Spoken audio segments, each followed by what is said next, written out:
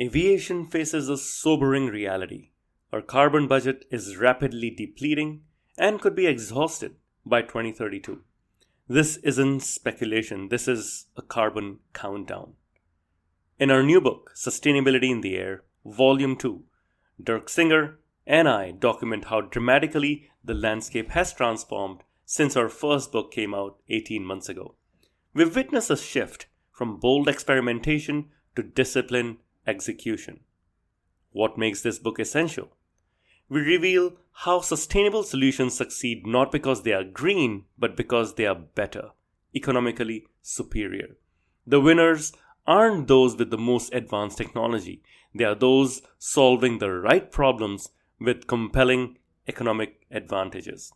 From SAF production and contrail mitigation to direct air capture, we have distilled hard-won lessons into a practical roadmap for aviation's journey to net zero. Get your copy today. Link in the show notes. Why go and innovate and do something different, do something more expensive, if another competitor will do it for you? Who wants to go and be first? Being first is expensive. Being first has risks. Innovation is costly. Everyone wants to be a fast follower instead and let someone else take on the risks and the challenges, and I'll come and figure out how to do it better the second time. So I think there's a lot of that mindset that exists today, but we've got to figure out how to accelerate that and break out of that trap. Welcome to Sustainability in the Air, the world's first podcast dedicated to sustainable aviation. I'm your host, Shashank Nigam, the CEO of Simplifying. On this show, I speak with aviation leaders, innovators, and policymakers driving real action, separating the signal from the noise to spotlight what's truly moving the industry forward. The same focus that is at the heart of our new book, Sustainability in the Air, Volume 2. In it, Dirk Singer and I take stock of how far the industry has come and how far we still need to go. With the global carbon budget potentially running out by 2032, the clock is ticking. But the most promising solutions today aren't just environmentally sound, they are economically superior as well. From SAF and contrail mitigation to direct air capture, the book offers a practical roadmap for aviation's journey to net zero. Get your copy today. Link in the show notes.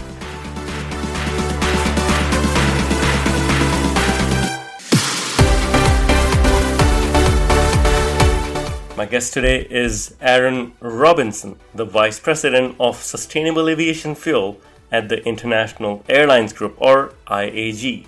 Is the parent company of the likes of British Airways, Iberia, Aer Lingus, and Vueling. IAG has become one of the global leaders in SAF use in the past couple of years. What makes this conversation particularly fascinating is Aaron's transatlantic perspective. He's worked on both sides of the ocean, previously at United Airlines in the US, and is now leading SAF efforts in the UK and Europe. His research reveals a striking reality. 52% of the airlines worldwide still haven't used any SAF at all, making IAG's rapid progress all the more impressive. But Aaron's someone who walks the talk. At his recent wedding, which I was honored to attend, he and his wife bought SAF to mitigate the guests' travel emissions. It was a first. Enjoy this conversation as we explore the challenges and breakthroughs in the journey to decarbonize aviation. Aaron, great to be speaking once again. Since your tenure, IAG has become the top carrier in terms of use and uplift of sustainable aviation fuels. What strategies has IAG implemented to achieve this leading position? Thanks, Shashank, and good to be with you today.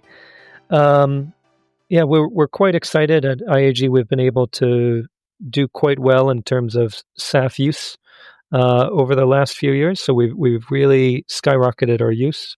In particular, last year, 23, we ended up at 53,000 tons of SAF, so good enough for third in the world, which was a big improvement of above the 10,000 or so that we had in 22. For us, I mean, it really comes down to finding the advantages in the marketplace. We're certainly blessed with a few of them. In the United Kingdom, we're blessed with having a European market that has, in fact, incentives for SAF in place at the national level, but that also has an airport incentive from Heathrow Airport that's quite powerful. And then we're able to pair that, in fact, together with things like the United Kingdom's emissions trading scheme, or certainly the EU equivalent as well in some other countries that also build that business case. So I mean, it's ultimately how do we make SAF affordable? Sometimes it's about the alternative, right? And the alternative with fossil jet fuel is sometimes that becomes much more expensive. So really, it's just looking at all of the components together. You mentioned the growth has been significant as well, despite there not being a mandate. Is this because IAG is looking to meet the mandates that the increase in the use is there, or is there some other motivating factors here? Yeah, I mean, the mandates are absolutely a huge piece of it. There are, the mandates ultimately have some pretty steep ramp ups. It goes from 0 to 2% next year. In the EU in 2030, it's going to go from 2 to 6, a really big jump. So we want to be able to be ready for the mandate. It's better to be early than late. Being early is less costly than being late. But ultimately, as well, we've got other ways that do it. Those incentives that I mentioned before help make it really affordable. Certainly, we have a great deal of work we've done with some of our corporate customers, DHL, Microsoft, Kuhn and Nagel, among others, that have gone and funded that price gap that ultimately do make it extremely affordable, in fact, to us to decarbonize. Now, that's not going to be an unlimited well. That's not something that we can tap into forever. To me, that corporate source of demand is something that moves things forward. It jumpstarts the industry, but it's got to be something where, as well, in the long term, we figure out how to bring those premiums down through scaling up, through efficiencies and the like. Right. You've been sharing some very interesting research lately, Aaron, on your personal channels, and your data shows a significant disparity between European and North American carriers in SAF use. Given your background with US majors like United and Northwest, even before that, long back, and now with IAG, what do you see as the core reason or reasons this is happening, this disparity is there? Yeah, I mean, I think the mandates is certainly a big piece to it. There's no question about that. I think as well, you have some different mindsets that come into play. I mean, I've been at a number of U.S. airlines even before my time at IAG now, and there's some pretty stark philosophical differences I saw even within those. So to me, sustainability always starts from your customer base. In Europe, sustainability is just simply fundamentally more important, more prioritized than other elements and priorities that society faces. And that leads to not just policies that drive action, but in my view, also companies that live out those policies because they see it in their customer base. They also see it in the people that come to work every day. When I was at United, for many years, I was asked, why is United going out and focus on sustainability when pre-COVID, none of your competitors were? And my answer was quite similar. It was things like the customer base, having two hubs in California more than anyone else, but also things like where you're headquartered. Yeah, United, we were headquartered in Chicago, American and Delta in southern states. So that leads itself as well to what's favored by the employee base, what's favored by the management and the people that come into work every day, and ultimately those values that propagate ultimately from there a bit further. It's interesting you mentioned California. I believe you and I were discussing this when we last met. Up until recently, 80% of global SAF supply was in California. Is that changing? Oh, absolutely. Absolutely. I mean, I was looking at some of the numbers recently. It's about 20%, let's say. 15-20% is in the US these days. The magnet has just absolutely shifted. I mean, to your point, it used to be kind of 2020 and before. If you were an airline and you wanted to buy SAF in any meaningful volume, you went to California because that's number one, where the only supply existed, and number two, because the incentives there made it viable to go there. Now we've got supply, of course, being produced globally on three continents, um, and that has really driven that flexibility quite a considerable amount. So it's now not the case that a European carrier has to go and buy SAF in North America. In fact, we haven't done any yet. We've got some rather imminently with LanzaJet, but we can buy it in our home markets instead. We can buy it where it's more meaningful to customers, more meaningful to policymakers, and the like. Now, that's really encouraging. That is not just in one corner of the world that most of SAF exists, but your research also indicated that 52% of airlines by size did not Mm. use any SAF. What do you see as the main barriers preventing wider adoption of SAF across the industry? Yeah, I mean, I think this is ultimately it's a cultural issue, and a lot of airlines, I think, have this inherently within them. Airlines have long been founded on having safety cultures, and when it comes to operations, that's a very good thing. When it comes to innovation and change, and in particular technological change, that can be a very bad thing. I mean, I remember the first airline I was at out of university, Northwest. Anytime we wanted to go and make a change, part of that decision was the benchmarking. Well, what is everyone else doing? And if others weren't going that direction, there was a high resistance to go and do something different. To me, it's the same with SAF and decarbonization more broadly. Why go and innovate and do something different, do something more expensive, if another competitor will do it for you? Who wants to go and be first? Being first is expensive. Being first has risks. Look at aircraft deliveries and engine problems today, right? Um, Innovation is costly. Everyone wants to be a fast follower instead and let someone else take on the risks and the challenges, and I'll come and figure out how to do it better the second time. So I think there's a lot of that mindset that exists today, but we've got to figure out how to accelerate that and break out of that trap.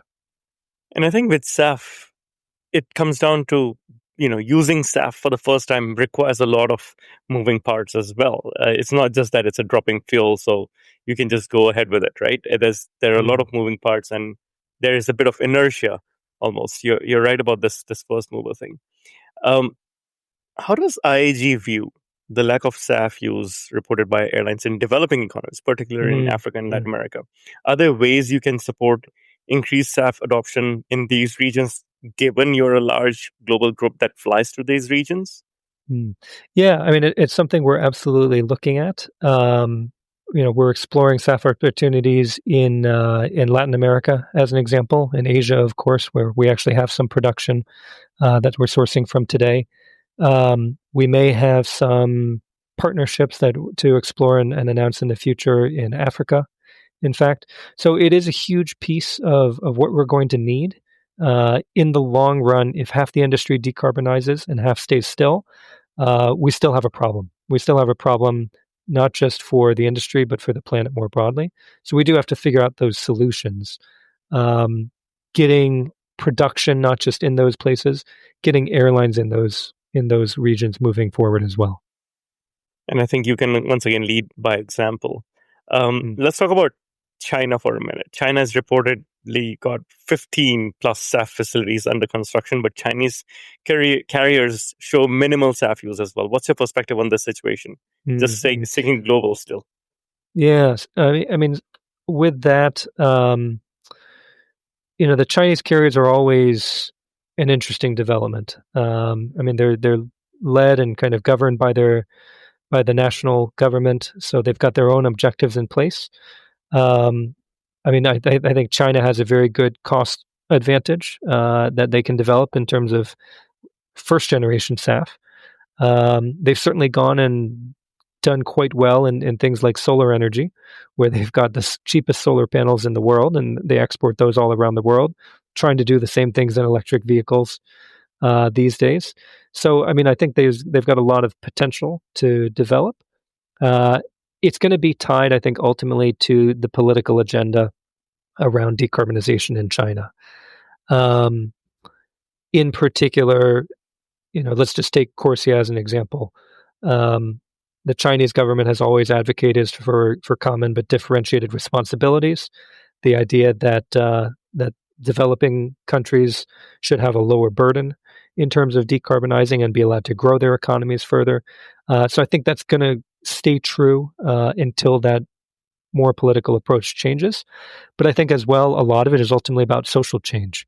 The first time I went to China, I remember the scenery was great, the air was decent. Ever since then, when I go, the first time I went, kind of in quite some time, I went and I said, "Gee, it's awfully. There's a lot of fog today." And then when it was still foggy by the end of the day, I realized it wasn't fog. It was smog instead, and it persisted through the entirety of the trip. Right.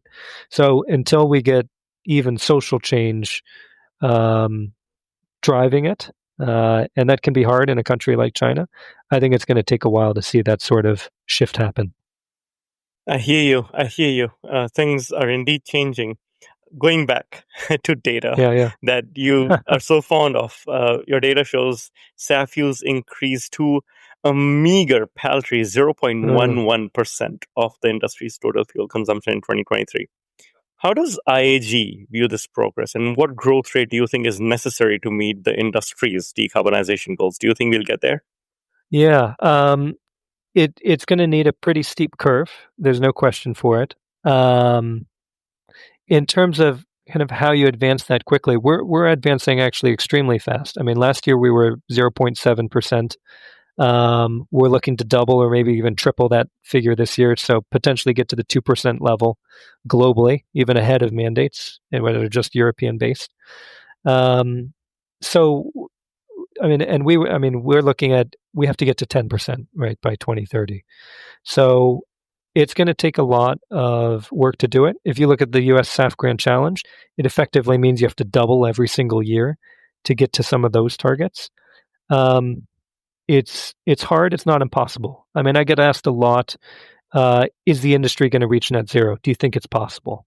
To me, I don't think you have to get to 100% to be a success.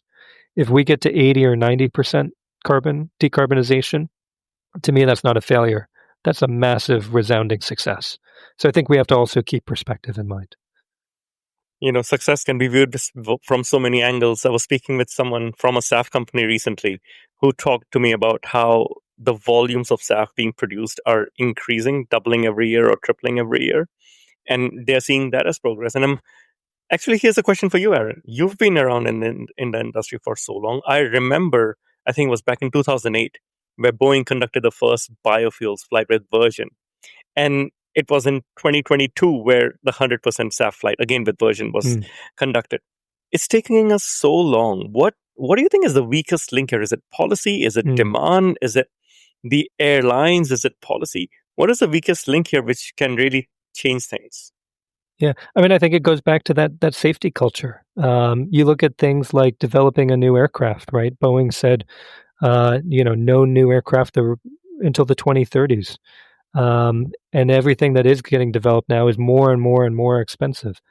I think ultimately those are the things that hold us back, is not willpower, but things like essentially the governance behind that willpower. Who wants to go and add cost when a competitor doesn't have to, right? That makes you uncompetitive. How do you go and build a business case around decarbonizing and saying, well, our customers will fly us more often, right? Or we'll win share because we've got a better reputation. It's really hard to do those things. You look in the history of business and in the modern business world, it's very hard to go and build a revenue-based business case. Reducing costs is always easier to go and justify and prove than saying, oh yeah, we're going to go and do something, treat our customers better, have a better product, capture a revenue premium for it. How do you prove it? Yeah. Actions and words don't always line up is the challenge. So let's talk about proof, right? You were part of the United Airlines team when United decided to show the carbon emissions, and in its booking path, I believe in the app, it showed which was the most efficient way to fly. Do you believe that sort of transparency helps, one, build trust, and second, drive customer behavior towards Mhm. lower carbon fuel options, regardless of price. Yeah, indeed. Yeah. So at United, this was implemented in early 23. I led the development of that there. It's on the mobile app. It's on the website as well. Um, in terms of your two pieces, one on building trust, I think it takes time to build trust. Customers haven't seen this data before. They may see it in other venues, from Google Flights, for instance. They may see different values. How do I know this is real? How do I know what it's worth? To me, the bigger issue around it is it's building literacy. Um, 100 years ago is when people first started counting calories in their diet. No one knew what it meant back then. No one knew 2,000 calories, kilocalories, what that was worth. These days, we now have a pretty good sense of that, and we adjust our behavior. Maybe we don't do it all the time, but we have a sense of what's healthy and what's not. It's going to take time to build that literacy in society. Well, here's what flying's carbon footprint is. Here's what the footprint of my meal is, whatever it might be, right? So I think airlines have a responsibility to take part in pushing that forward, and I think it creates value as well in the long run. Not just a reputational piece, but if customers go and ultimately go and pick one flight versus another for a carbon reason, a lot of times that carbon reason will be it's a newer aircraft. Um, that in turn means that it's less fuel for the airline to carry them on that route. The customer goes and will, because it's a newer aircraft, they'll get a better onboard experience. The newer aircraft is probably going to be less likely to suffer some sort of maintenance delay or cancellation. So they get a better product in the end as well. And figuring out how to align all of these pieces where it's not just good for the planet, but it's good for the customer as well is, I think, really important and imperative in all of this work. Do you foresee more airlines doing this? I know Google Flights does this for travel. United does this. Do you foresee more Mm-hmm. airlines, including the IAG Group airlines, doing this? Mm-hmm. Yeah, I think there's going to be plenty of airlines that step up and do this. One of the big challenges to it has always been standardization. How do you go and put numbers out and of not and be truthful, but at the same time avoid having someone come and essentially undercut you with something that maybe isn't truthful or is less truthful. In Europe, the European Commission has in fact a regulation to go and standardize this. Now it's voluntary to start, but it's in essence it's saying if you're going to go and show the carbon footprint, here's how you have to calculate it. So that way you avoid that trust issue of going and saying, how do I know this figure is real? Well, it's real because everyone's doing it the same way, and everyone has to get their information validated ultimately to put it out there. Otherwise, you're marking your own homework. You're going and you're calling your product a diet soda product, Yeah. when maybe you haven't proven that out. Never mark your own homework. That was one of the conclusions we had in our book as well, and that is so important because when airlines mark their own homework, they get rapped on their knuckles from the Advertising Standards Mm. Authority in the UK. What do you make of all these greenwashing claims? Does that Mm. scare you as someone leading sustainability at an airline, or does that encourage you to do more? Yeah, I think it's a real challenge. I think some of it was inevitable, and we're seeing it not just at airlines, but I think a lot of industries more broadly. Um, to me, it's a challenge of airlines recognize that there was importance in this area. Uh, they reacted to it. They perhaps reacted maybe a little too quickly. They saw, hey, here's marketing value in it. And rather than going and worrying about the integrity of the claim and the long term impact, it was a standpoint of how do I get us some wins quickly? So I think in the long run, it's going to work out. It's healthy to have some adjustments and looking at these a bit better. But I think there's some real challenges. I think a lot of especially the decisions that have been made by the Dutch court most recently, for example, are a little too onerous. If you can't go and describe anything as sustainable, even if governments have gone and said this is an element of policy, we have to do this. This is sustainable. Um, then I think that creates a real challenge in terms of how to communicate at all, how you drive society forward, driving that demand, in fact. So I think we've got a lot of work to see in how we do that. I mean, if we look at things like, what constitutes SAF, right? I think the challenge there is not everyone has the same definition. The definition from a European regulatory context is different from an American one, is different from a British one, is different from what you might see in Singapore. And I think in the long run, we'll probably have something like it's like wine, right?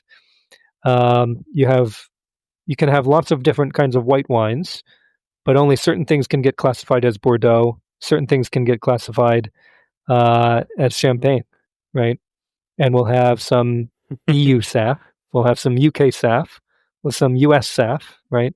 And we'll have all these different flavors, in fact, that exist. I love the analogy with the champagne, right? Sparkling wine versus what can be called champagne. But the interesting thing I realized about the recent ASA ruling against Virgin Atlantic's 100% SAF flight was it was the UK government that suggested doing a sustainable aviation fuel flight. And now a UK government-linked body is coming back at the airline saying, you can't do that. You can't say that. Yeah. It's a great point. It sends mixed messages. Why go and innovate if you're going to get slapped on the wrist for it? Yeah, right? Exactly. And the thing is, it takes the focus away from the actual innovation and what went into that versus the positioning of it or what you're calling it, right? And it's distracting to the airline, to consumers, and many airlines then don't want to do anything because they're concerned of the repercussions from a brand perspective. And I think that's a bit concerning. Yeah, totally agree. And I mean, in particular, if we look at kind of how a lot of this has played out, the big kind of headliner has been KLM. And I mean, you wrote about them in your book, right? If anything, I think the challenge to me has been KLM's done a lot of great work in this space. They had the second or third SAF flight in the world. They were the first to invest into a SAF producer globally. They came up with the idea of partnering with corporate customers to fund SAF. They did the first power to liquid flight in the world, right? They have a ton of great things they've done over the years. And to me, it's a real travesty that they were the ones, in fact, that got the headlines and punished essentially for going out and doing a lot of good work and talking about it. Yeah, so you're right. And I will not name the person, but there was a recent Middle Eastern Airlines CEO I was speaking with, and I asked him, so what are you doing about sustainability? And he asked me in hushed tones, have you seen what happened to KLM?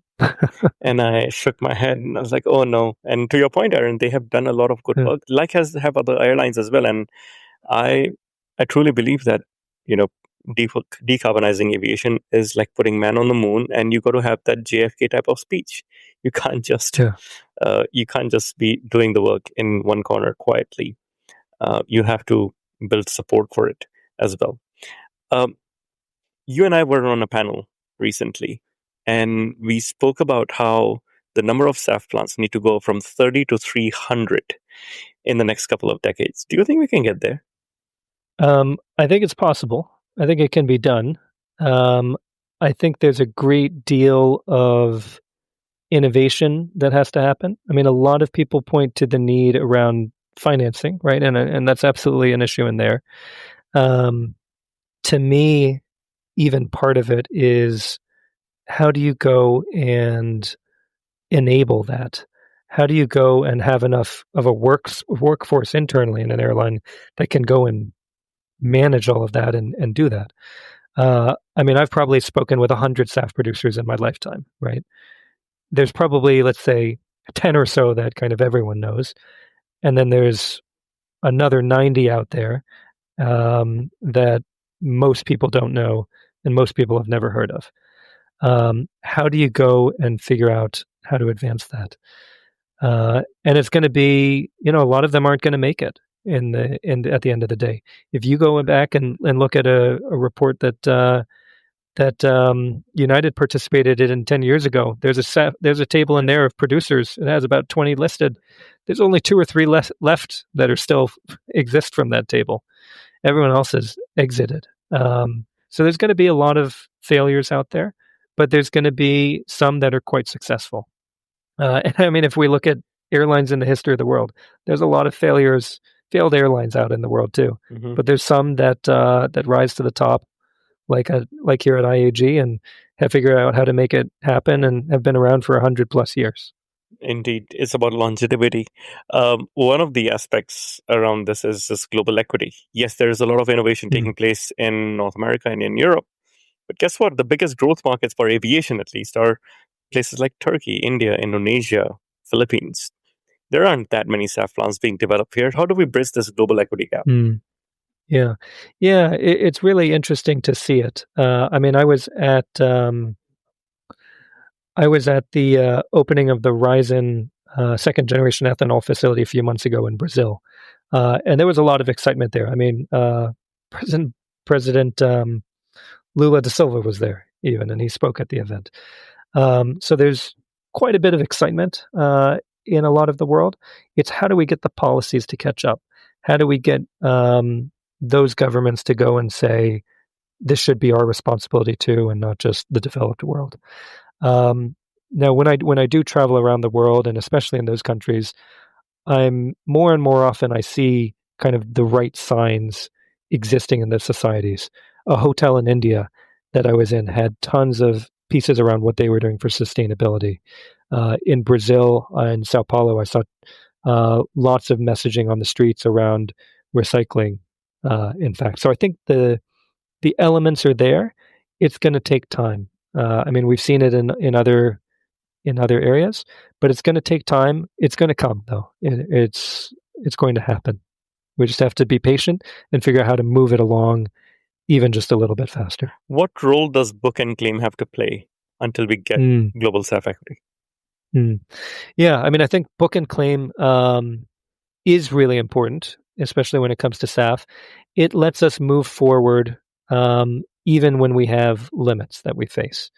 So, as an example, and I'm sure I'll get some of these numbers wrong, but in the U.S. West Coast, for instance, we have a certain amount of demand. We have 100 units of demand of jet fuel we have there. At the moment, I've got about existing SAF contracts for about 60. But the problem is there's a blend limit of 50%. So really, I could only go to 50. But the reality is no one actually even blends at 50. They blend at 30 or 40. So I've got too much SAF supply at some point in the future coming on the west coast of the US. I've got to figure out what to do. And I can do a few things. I can take less SAF, which is a bad option. I can send it to other parts of the world at higher cost and lower carbon benefit, which is also a bad option. Or I can essentially book and claim some of that. So someone can sell me the rights to the emissions reductions of the 60 I have contracted and sell the remainder into the market as fossil jet. And we can make that happen. And to me, those are the ways we can drive forward.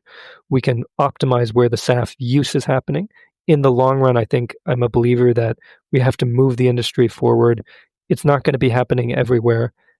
We have to have it concentrated. We have to have it advancing quickly. In the long run, yes, we absolutely need to be pushing it out globally.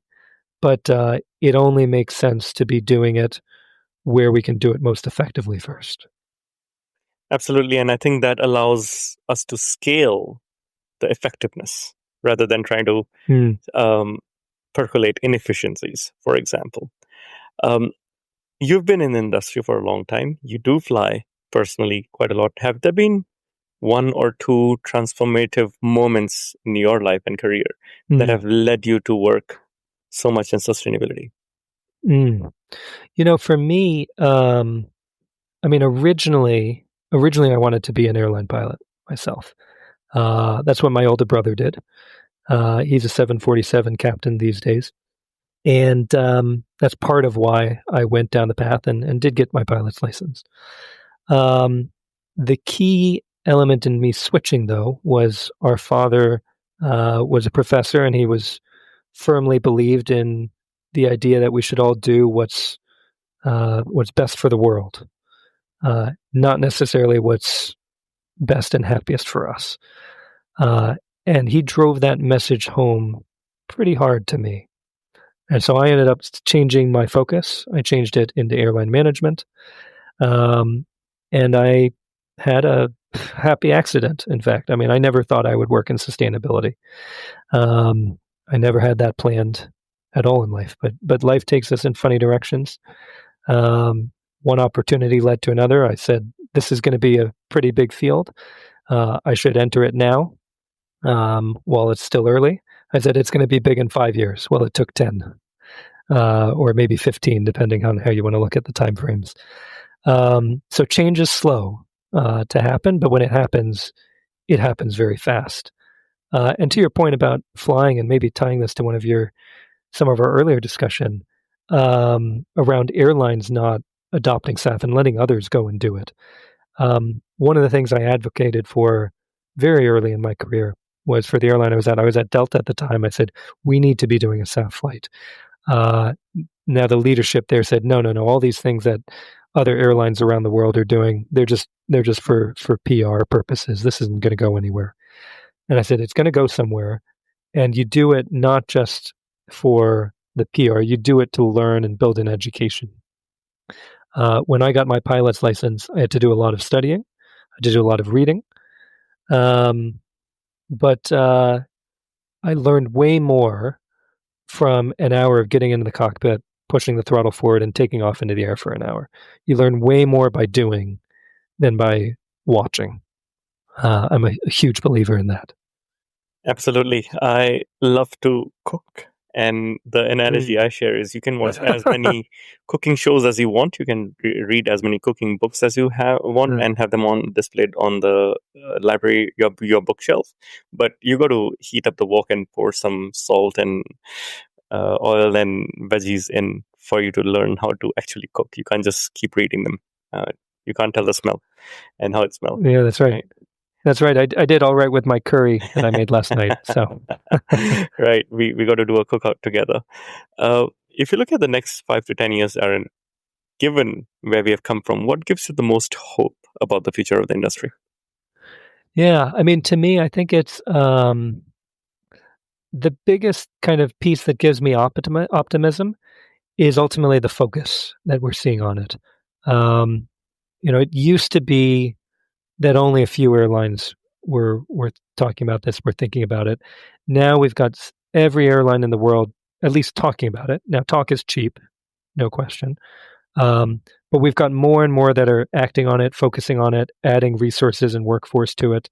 Here at IAG, we've got about a team of 40 people across the whole business, across all 5 of our airlines that are working on sustainability full time. Obviously, there's plenty others supporting, in fact, as well. But I mean, I was in the airline when there was never a full-time person, and it was you take part of people's individual jobs to work on it. So the fact that we've been able to advance this has been tremendous. I think there is a huge workforce challenge there in terms of how you build those capabilities, not just in an airline, but in the broader space, right? You said, we're going to need 300 SAF facilities a year, right? Where is that workforce going to come from? Where are those skills going to come from? So there's a huge learning curve that has to come. Certainly one of the benefits we have here at IAG, and that's quite fortunate, is we've got a team that has a lot of experience. And we've been able to figure out how to do things well over that time. And also, in fact, it helps us accelerate even better because we don't have to learn mistakes that we've already undertaken, right? We can go a little bit faster as a result. Indeed. And that's what gives me hope as well. So many people are thinking about it now, and hopefully thought will lead to action sooner than later. And then the example, the likes of IAG, Air France, DHL, United are setting will lead a nice path that the others can follow as well. Is there anything else, Aaron, that we have not spoken about that is close to your heart?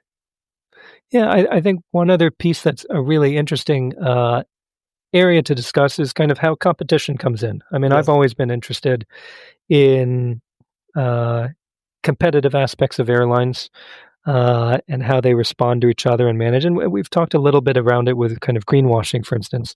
But I remember for years, there was plenty of talk. Well, you still hear a lot of people say it. Oh, we need to collaborate more, right? Well, I think we need. I think we need to collaborate. We also need to have a healthy degree of competition. If you have pure collaboration, then you get free riding, right? And that's what you see with the 55% of airlines globally that haven't used any SAF whatsoever, right? They're free riding on the other 45%.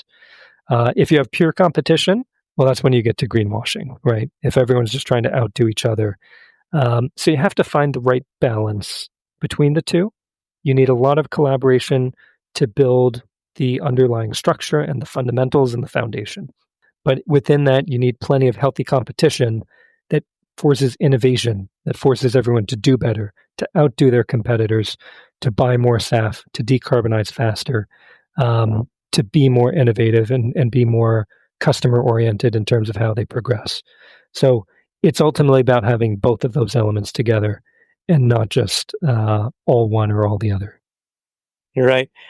But interestingly, what I've often heard is sustainability is like safety. You don't compete on it, you collaborate on it, and you don't even mention it, especially from an OEM side of point of view, right? How much of that is true? Do you think sustainability is like safety? You don't compete on it? So this is actually literally the first time I ever heard someone say that. It was my old boss at Northwest Airlines. Now, to put it into context, right, 2007, 2008, we had 150 DC-9s that averaged 40 years old, and we did not have a great story. We had a okay one because we had some new aircraft. But Continental, which merged into United, and the team took their approach there to great success, right? They were competing on sustainability because they had the youngest fleet of any network carrier in the US, because they had an advantage in the space. In my view, saying sustainability is like safety, you don't compete on it, that's something you say if you're behind, because you don't want to have to figure out how to catch up. So I think, yes, you have to have both, but just saying no competition at all, it's probably something you're saying because you can't compete on it, in fact. Fair enough. I think there's a healthy balance of what motivates people and gets results, and just the tide raising all the boats, for example, right? In this case, the final part of this interview, Aaron, as I'm sure you're familiar with, is called a rapid fire round, in which we get to know you a bit more personally. What's your favorite airline, one that you have not worked for? Oh, no question, Pan Am. I have tons of books on Pan Am. I've got plenty of memorabilia, including my passport cover here. And at one point, my hope was I would write a book on them, but I've changed my ambition since. And hopefully I'll write a book on airline sustainability and decarbonization instead. Let us know if you need co-authors. Dirk and I will be happy to share some credits there. That'll be fun. What's your favorite airport?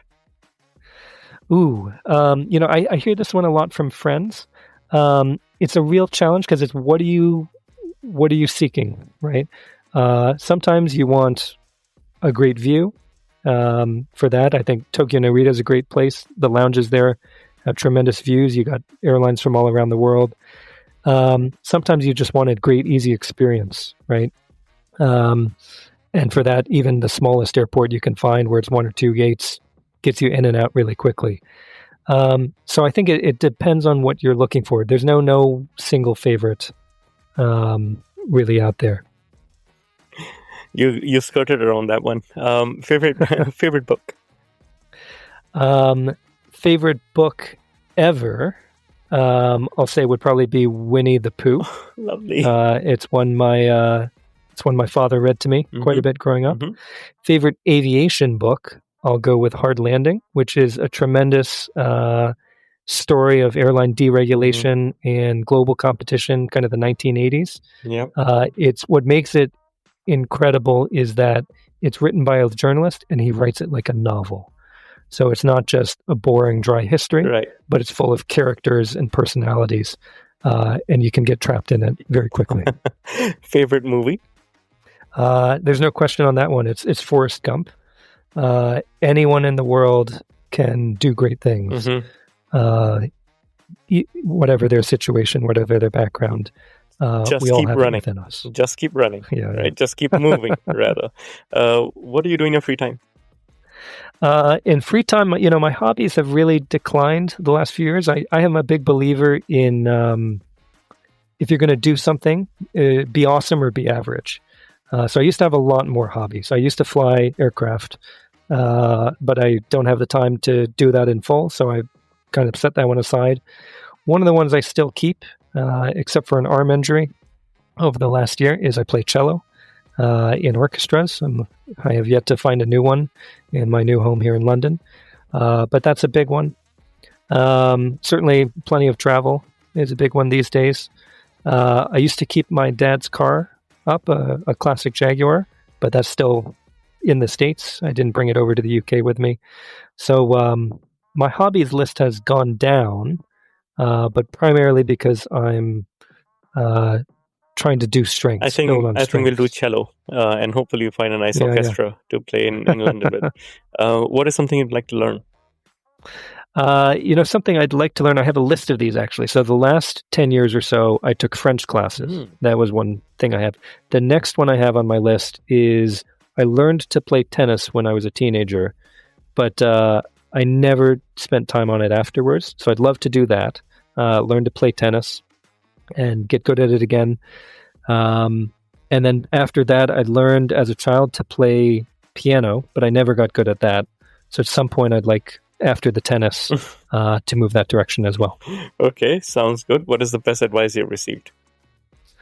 Best advice. Wow. I'm sure I'll change my answer after the interview as we think through it. But I suppose it's one I said before, right? Be awesome or be average. Nice. All of us can do a lot of great things. Right. Figure out how to do something as hard as you can and be the best at it. And that's going to be what sets you apart. Fair enough. And final question. If we are speaking 1 year from now and we are popping champagne, what are we celebrating? 1 year from now, what are we celebrating in a year? I think what I'd love to celebrate is seeing manufacturers moving forward a lot faster. To me, I think there's a lot of holdbacks and kind of slowed improvement from them. I'd love to see, in fact, the next wave of airliner development, whether that's a blended wing body or something else, something that fundamentally transforms rather than just going and being for further incremental improvements. To me, that's going to be what really is the missing key ingredient here to get us moving a lot faster, because we fundamentally haven't changed airliners in 65 years. So are you referring to a hydrogen plane then? We've spent an entire hour talking about SAF here. No? Yeah, no, I know. And my job is focused on SAF. I mean, if we can get to that, that's incredible. The challenge, I think, is it's that same safety culture mindset, right? Why go and do something that gives you a huge step change in terms of improvement if you're going to have to spend a lot of money to make that happen, right? Why go and switch away from Microsoft Office or Facebook or LinkedIn to a better platform if everyone in the world has to switch to it as well, and the switching costs are massive, right? Fair enough. There may be something better out there for those platforms, but we just don't know, and no one is willing to do it. With hydrogen, we see something that is a lot better, but we also see it's really expensive to get there. So it's a question of time and cost today versus what's the best kind of long run outcome, in fact, as well. Got it. Aaron, it's a pleasure speaking always with you, and I'm so glad we finally managed to record an interview. Thanks. It's great to be with you, and I hope we get to cook that curry soon. Let's do that. Thank you for listening to this episode of Sustainability in the Air. Aviation is one of the hardest to decarbonize industries, yet there are multiple paths to get to net zero. Awareness is key to a green future. So please give us your support to help our sustainable aviation insights reach a wider audience. You can do this by sharing this episode on your network, on LinkedIn, Twitter, or even WhatsApp. Or perhaps you might consider leaving a review on Apple Podcasts, Spotify, or wherever you listen to this episode. You can start a conversation with us by writing to us at podcast@simplifying, that's simply with an i.com. And for more content on sustainable aviation, please visit our website green.simplifying.com and join the movement. Sustainability in the Air is an original podcast by Simplifying. The show is produced by Juraj Toth in Slovakia. Dirk Singer is our Director of Sustainability, who leads research for each interviewee out of Greenwich, UK. Shubhadeep Pal is our Supervising Editor based out of Mumbai and Singapore. The articles are written by Ayushi Badola in Dehradun in India and Meera Hull in Montreal, Quebec. Creative design is led by Ligia Esteve in Montreal. Baiba Drimain is the project director for the show based out of Valencia, Spain. Special thanks to Wendy Sim in Singapore. And I'm Shashank Nigam, the CEO of Simplifying and your host. Please feel free to connect with me on LinkedIn.